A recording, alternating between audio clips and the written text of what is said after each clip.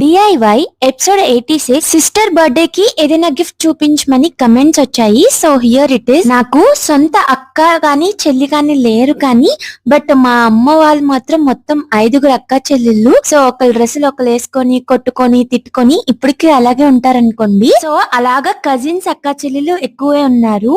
ఈ డిఐవై అయితే చాలా ఈజీ చేయడం కూడా. సిస్టర్స్ ఇలాగా ఒకళ్ళ మీద ఒకళ్ళు చెయ్యి వేసుకొని ఉయ్యాల మీద కూర్చున్నట్టు ఇమేజ్ అయితే నేను డ్రా చేసుకుని పెయింట్ వేసుకున్నాను.